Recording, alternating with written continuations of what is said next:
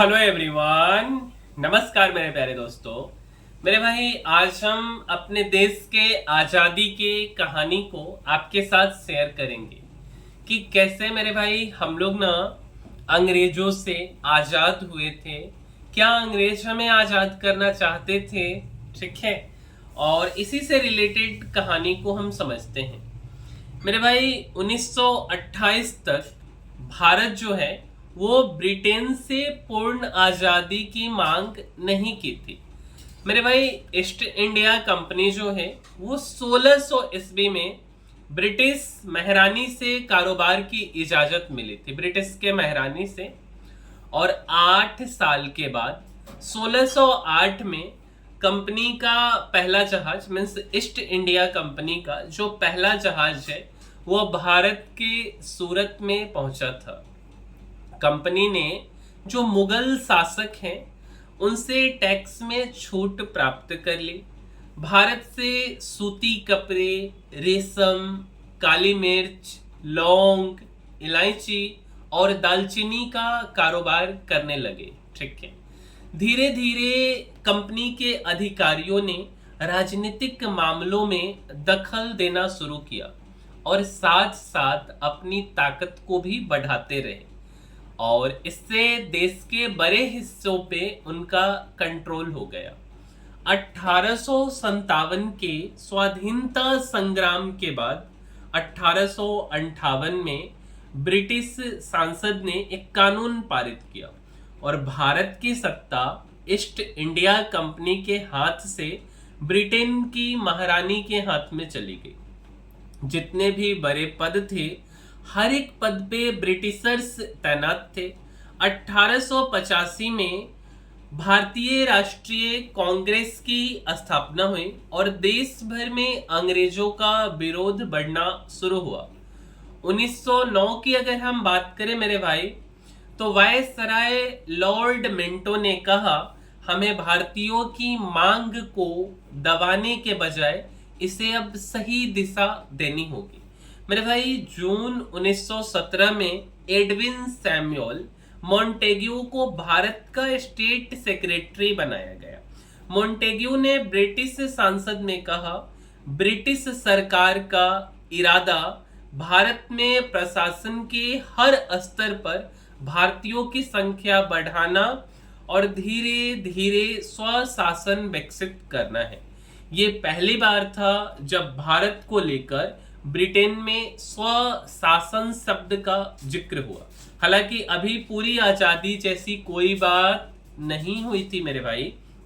1928 में मोतीलाल नेहरू की अध्यक्षता में कांग्रेस ने पहली बार भारत के लिए डोमेनियन स्टेटस की मांग की, यानी ब्रिटिश साम्राज्य के अंदर ही एक देश का दर्जा जिसकी अपनी सरकार हो। इसे हम पूर्ण आजादी नहीं बोल सकते मेरे भाई। ठीक है। नेहरू ने कहा, मीन्स जवाहरलाल नेहरू जी ने कहा कि हमें पूर्ण स्वराज से कम कुछ भी नहीं मंजूर है, और इसी बात पर अंग्रेज भड़क गए थे। कांग्रेस की डोमेनियन स्टेटस की मांग को ब्रिटेन ने खारिज कर दिया गया। ठीक है, खारिज कर दिया। बिटवीन मिडनाइट एंड रिपब्लिक नाम का एक रिसर्च पेपर है और इसके लिखने वाले इतिहासकार हैं रोहित डे। इनका कहना है कि ब्रिटिश सांसद के अलावा कनाडा, ऑस्ट्रेलिया, न्यूजीलैंड और दक्षिण अफ्रीका के नेताओं ने भी भारत को डोमेनियन स्टेटस देने का विरोध किया। ये देश नहीं चाहते थे कि एक अश्वेत सरकार उनकी बराबरी करे। कांग्रेस में जवाहरलाल नेहरू, सुभाष चंद्र बोस जैसे युवा नेता डोमेनियन स्टेटस की मांग को पर्याप्त जो है नहीं मानते थे। दिसंबर 1929 में कांग्रेस के लाहौर अधिवेशन में जवाहरलाल नेहरू की अध्यक्षता में 700 शब्दों का प्रस्ताव पारित हुआ। इसमें कांग्रेस ने कहा कि भारत को ब्रिटेन से संबंध तोड़कर पूर्ण स्वराज्य पाना होगा। अगले ही साल गांधी जी ने डांडिया में सविनय अवज्ञा आंदोलन के तहत नमक सत्याग्रह शुरू किया। आरजे मूर की किताब है the crisis of Indian unity, और उसके मुताबिक वायसराय लॉर्ड इरविन बोल रहे थे कि एक बुढ़ा आदमी जो है समुद्र तट पर नमक बनाकर हमारी सत्ता को चुनौती दे रहा है। भारत को डोमिनियन स्टेटस देना ब्रिटिश साम्राज्य को खतरे में डालेगा, ऐसा उनका कहना था।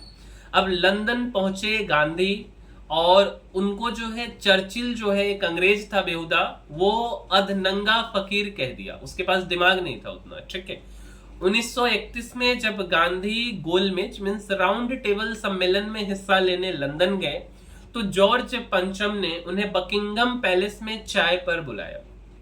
अंग्रेज ये देखकर दंग थे कि इस औपचारिक मौके पर भी गांधी सिर्फ एक धोती और चप्पल पहने थे। इस पर गांधी ने बाद में कहा था, सम्राट ने जितने कपड़े पहने हुए हैं वे हम दोनों के लिए काफी थे। 6 महीने पहले गांधी ऐसी ही धोती पहनकर वायसराय लॉर्ड इरविन से मिले थे। तब विंस्टन चर्चिल ने कहा था, ये कितना खतरनाक और घिनौना है कि विदेश से बैरिस्टर पास शख्स अब राजद्रोही फकीर बनकर अधनंगा वायसराय के महल की सीढ़ियों पर दंदनाता हुआ चला जा रहा है और ब्रिटिश सरकार के खिलाफ आंदोलन चलाने के बावजूद सम्राट के प्रतिनिधि के साथ बराबरी से बैठकर समझौते की बात कर रहे हैं। इस गधा को यह सोचना चाहिए था, किस गधा को? अंग्रेज को, कि बेहुदा जिस आदमी को तुम कह रहे हो उस आदमी की पावर कितना है ये तुम शायद जान भी नहीं सकते हो। हालांकि गोलमेज सम्मेलन में किसी समझौते पर बात नहीं बनी। फ्रीडम एट मिडनाइट एक किताब है, उसके मुताबिक लंदन से लौटने के बाद गांधी जी कहते हैं कि मैं खाली हाथ लंदन से लौटा हूं, भारत को दोबारा सविनय अवज्ञा का रास्ता अपनाना होगा। 1 सप्ताह भी नहीं बीता, चाय की दावत पर सम्राट का मेहमान रह चुका शख्स पूना की यरवड़ा जेल में मेहमान बना दिया गया। अगले 3 साल गांधी के जेल आने जाने का सिलसिला चलता रहा। इधर लंदन में चर्चिल कहते रहे कि गांधी को और हर उस चीज को जिसके लिए वो लड़ रहा है कुचल देना होगा। ब्रिटेन का प्रस्ताव, हमारी तरफ से जंग लड़ो, मतलब ब्रिटेन का कहना था कि आप लोग हमारी तरफ से जंग लड़िए द्वितीय विश्व युद्ध का, और अगर आप जीत जाइएगा तो हमें डोमिनियन स्टेटस देंगे।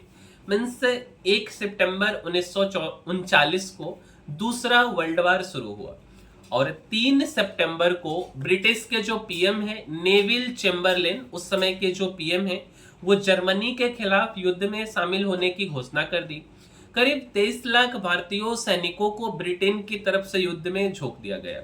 मई 1940 में जो विंस्टन चर्चिल ब्रिटेन के नए पीएम बने थे मेरे भाई, भारत की स्वाधीनता पर चर्चिल कहते हैं कि सम्राट ने भारत में ब्रिटिश साम्राज्य खत्म करने के लिए तो मुझे पीएम नहीं बनाया है, भारत को छोड़ना साम्राज्य की हार होगी, सत्ता दुष्टों, बदमाशों और लुटेरों के हाथों में चली जाएगी, सारे भारतीय नेता निम्न स्तर के और घटिया किस्म के होंगे, ऐसा उन लोगों का कहना था, जो कि खुद से उनसे बड़ा घटिया कोई हो नहीं सकता था। 1942 आते आते विश्व युद्ध में ब्रिटेन कमजोर पड़ने लगा था। कई मौके पर जापानी सेना से सामना होने पर ब्रिटिश सैनिकों को पीछे हटना पड़ा। इस दौरान भारतीय सैनिकों की जरूरत थी और इसके लिए चर्चिल ने अपने प्रतिनिधि के तौर पर स्टैनफोर्ड क्रिप्स को भारत भेजा। अब स्टैनफोर्ड क्रिप्स भारत आते हैं। क्रिप्स ने युद्ध के बाद भारत को डोमिनियन स्टेटस देने का चर्चिल का प्रस्ताव सुनाया, लेकिन उन्होंने इसे खारिज कर दिया। गांधी ने क्रिप्स से कहा कि ये जो प्लान है किसी डूबते हुए बैंक के नाम काटा हुआ पोस्ट डेटेड चेक है। अगर आपके पास कोई और सुझाव नहीं है तो आप अगले जहाज से अपने देश लौट जाइए। वापस ब्रिटेन लौटे क्रिप्स कहते हैं, अपने देश में मैंने भारतीय नेताओं के अविश्वास को बहुत कम आंका था। 8 अगस्त 1942 को बंबई, जिसे हम आज का मुंबई जानते हैं, वहां कांग्रेस के सम्मेलन में गांधी के तेवर हमेशा से अलग थे। उन्होंने गुस्से में कहा, मुझे तुरंत आजादी चाहिए, हो सके तो आज की रात को या फिर सुबह होने से पहले। गांधी ने करो या मरो का नारा दिया था और इसी के साथ भारत छोड़ो आंदोलन शुरू हो गया। अगले ही दिन गांधी को अंग्रेजों ने गिरफ्तार कर पूना में आगा खां महल भेज दिया और इनकी सुरक्षा में 72 पुलिस वाले लगा दिए। ब्रिटिश के आयरिश इतिहासकार निकोलस मैनसर्ग की किताब है द ट्रांसफर ऑफ पावर। इनके मुताबिक लॉर्ड लिथागो ने कहा था, अहिंसा की आड़ में किया जा रहा यह विद्रोह युद्ध के चलते आई हमारी कमजोरियों को भुनाने की कोशिश है। मेरे भाई, अमेरिका का अल्टीमेटम था कि भारत को 10 साल में आजाद करना ही होगा। ब्रिटेन को द्वितीय विश्व युद्ध में अमेरिका की सख्त जरूरत थी और अमेरिका के उस समय के राष्ट्रपति थे फ्रैंकलिन डी रूजवेल्ट, जो ब्रिटेन के साम्राज्यवाद के खिलाफ थे। युद्ध के दौरान रूजवेल्ट और चर्चिल की 11 भेंट मुलाकात हुई। रूजवेल्ट के जो बेटे थे इलियट रूजवेल्ट, इनमें से 8 मुलाकातों के दौरान मौजूद थे। 1946 में उन्होंने अपनी एक किताब लिखी एज ही सॉ इट में विस्तार से लिखा। एक जगह रूजवेल्ट चर्चिल से कहते हैं, हिटलर और आप में क्या फर्क है? उसने यूरोप के एक हिस्से पर कब्जा किया है, आप दुनिया के 1/4 हिस्से पर कब्जा रखते हैं। चर्चिल ने कहा, 1931 के वेस्टमिंस्टर कानून ने कनाडा, न्यूजीलैंड और दक्षिण अफ्रीका जैसे हमारे उपनिवेशों को पहले ही आजादी दे दी है। इस पर रूजवेल्ट ने कहा, यह काफी नहीं है, भारत को जितना जल्दी हो सके 5 या ज्यादा से ज्यादा 10 सालों में डोमिनियन का दर्जा दिया जाना चाहिए। चर्चिल भारत का नाम आते ही गुर्राए और कहा, मिस्टर प्रेसिडेंट, आपने भारत का जिक्र किया, इंग्लैंड एक भी पल के लिए अपनी सबसे पसंदीदा जगह को गंवाना नहीं चाहता। जहां के व्यापार ने इंग्लैंड को महान बनाया, जहां से हमने लूट के महान बना, ऐसी हम अपनी भाषा में बोल सकते, वह इंग्लैंड की मंत्रियों के शर्तों के हिसाब से चलते रहेगा। रूजवेल्ट ने कहा, भारत एक आधुनिक सरकार, अच्छे स्वास्थ्य और शिक्षा का हकदार होगा, लेकिन उसे ये सब कैसे मिले जब ब्रिटेन हर साल उसकी सारी दौलत छीन रहा है। कमरे में मौजूद रूजवेल्ट के करीबी सलाहकार हैरी लाइड मुस्कुरा रहे थे, जबकि चर्चिल के सहयोगी कमांडर थॉमसन उदास थे। इतिहासकार विशाल मंगलवारी लिखते हैं, इतिहासकारों ने हमें भारत की आजादी में अमेरिका की भूमिका नहीं बताई, लेकिन अमेरिका के इसी दबाव ने ही ब्रिटिश साम्राज्य को पूरी तरह ध्वस्त किया। दूसरे विश्व युद्ध के बाद भारत ही नहीं बल्कि ब्रिटेन के हर उपनिवेश को आजादी मिली। सेकेंड वर्ल्ड वॉर में ब्रिटेन की आर्थिक तबाही, भारत अब उसे बोझ लगने लगा था।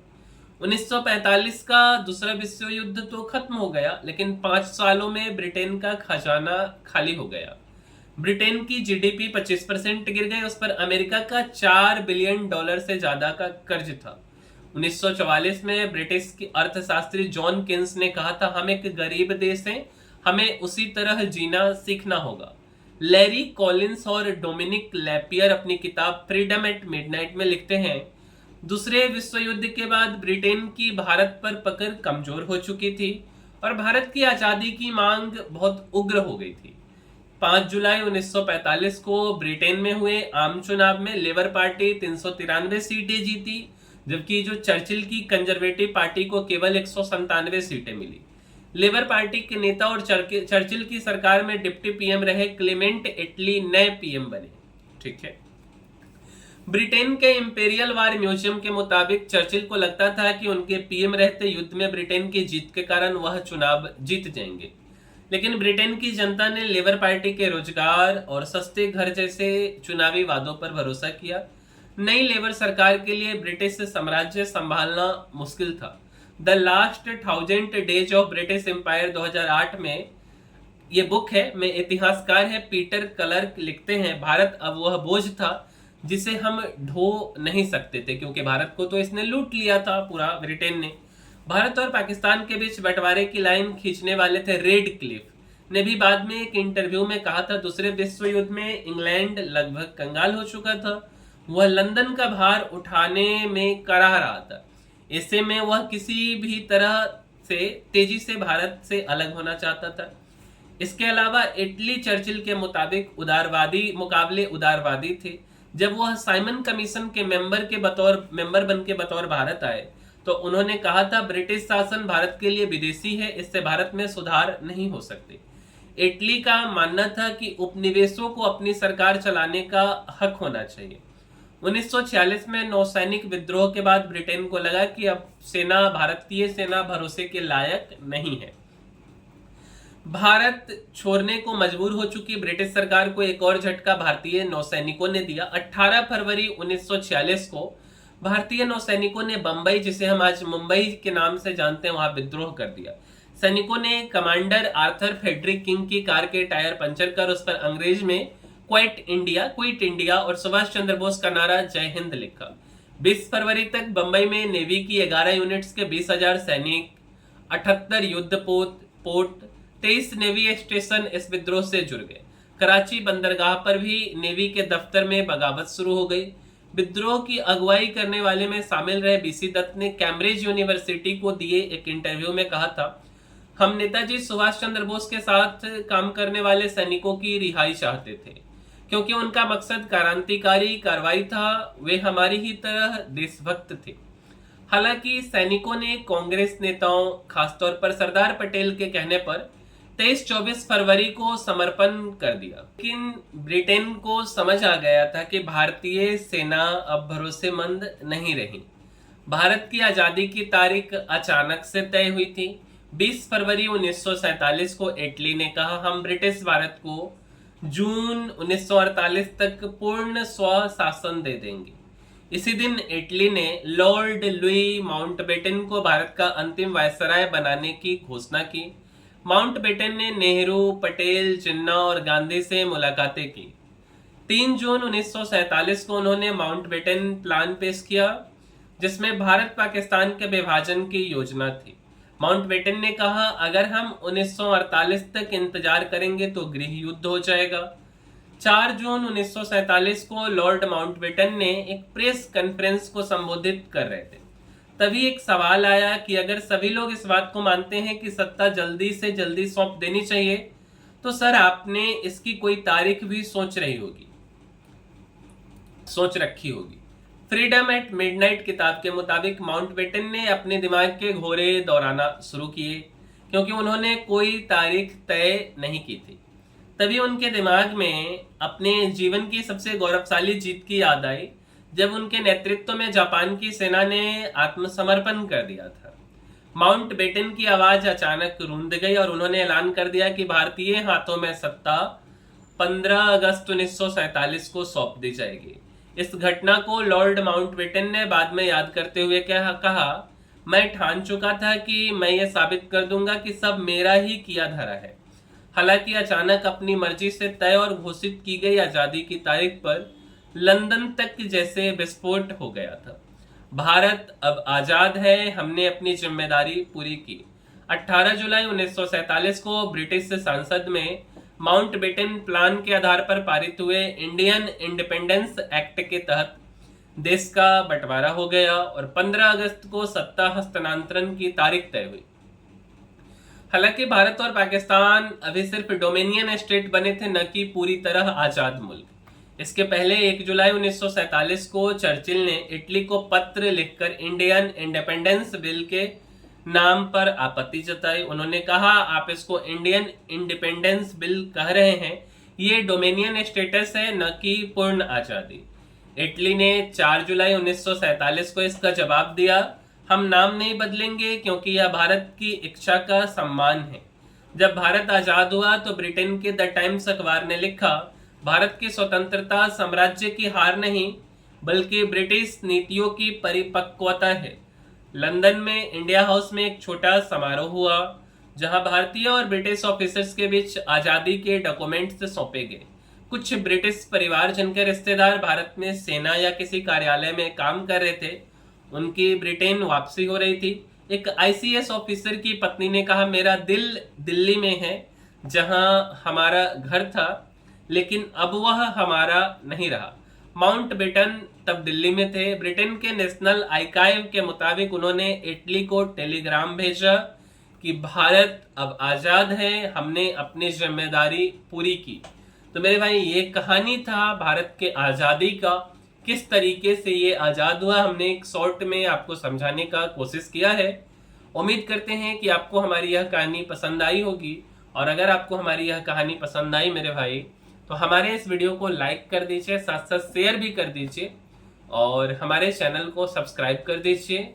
मिलेंगे हम किसी अगले वीडियो में। इस वीडियो में इतना ही, तब तक के लिए धन्यवाद।